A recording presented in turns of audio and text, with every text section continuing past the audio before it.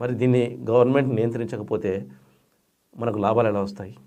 అన్ని రకాల పైర్లు సమంగా ఉన్నప్పుడే కదా, ఏది ఎంత అవసరమో అంత ఉన్నప్పుడే కదా మనకు ధర వచ్చేది. దీని గురించి అసలు ఆలోచించాం మనం. దాదాపుగా మన తెలుగు రాష్ట్రాల్లోనే చూసుకుంటే మిరప పంట గత సంవత్సరంతో పోల్చుకుంటే దాదాపు 40% పెరిగింది. అంత అవసరమా?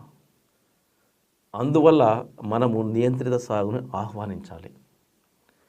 మీరు డిమాండ్ చేయాల్సింది ఒకటి, మీ పంటను స్వేచ్ఛగా, మీ వచ్చిన దిగుబడిని స్వేచ్ఛగా మీరు ఎక్కడైనా అమ్ముకోవడానికి, ఏ రేటుకైనా అమ్ముకోవడానికి మీకు హక్కు కావాలి.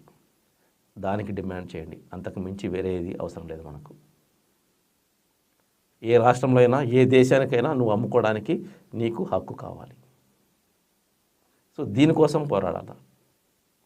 అంతేకాని ఒక ప్రభుత్వం ఏదైనా ఒక మంచి నిర్ణయం తీసుకున్నప్పుడు దానికి ప్రతిపక్షాలు వెంబడే అడ్డు చెప్పి మిమ్మల్ని అందరిని అడ్డు పెట్టుకొని రోడ్డు ఎక్కితే మీరు కూడా దాన్ని అనుసరించకూడదు.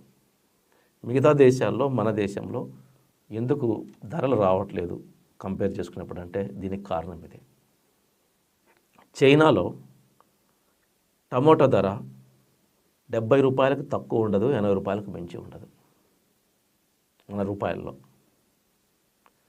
మన దగ్గర 10 రూపాయలకు ఉంటుంది, 60 రూపాయలకు ఉంటుంది. ఈ వ్యత్యాసం ఎందుకు? 10 రూపాయలు ఎప్పుడు ఉంటుంది? విపరీతంగా అందరూ టమాటా వేసినప్పుడు. 60 రూపాయలు ఎప్పుడు ఉంటుంది? తక్కువైనప్పుడు. ఇక్కడ కూడా డిమాండ్ సప్లై కదా కారణం అనేది. ఇది మనం తెలుసుకోకపోతే ఎలా? సో ఈ నియంత్రిత సాగు వీలైతే మనకు మనమే ఒక గ్రామంలో అయినా సరే మనకున్న 10 ఎకరాల్లో పంటలు ఏ విధంగా దాన్ని డివైడ్ చేసుకొని వేసుకోవాలి, ఇదంతా రావాలి.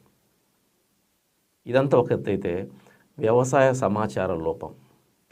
ఇది దాదాపుగా 99% మంది రైతుల్లో ఉంది వ్యవసాయ సమాచార లోపం. ఇప్పటికీ అసలు ప్రమాద గంటిక మోగడానికి కారణం రైతులకి తెలియరాట్లేదు. నేలను పట్టించుకోకపోవడం. మీరు పంటలు వేస్తున్న నేల గురించి పట్టించుకోకుండా వ్యవసాయం చేస్తూ పోతున్నారు. ఎంతసేపు అప్పిచ్చే డీలర్ ఉన్నాడు, డబ్బులు అప్పిచ్చే ఇంకొకడు ఉన్నాడు, తీసుకొచ్చి కుమ్మరి చేస్తున్నాం ఫర్టిలైజర్స్ ఇవన్నీ. అది కాదు వ్యవసాయం.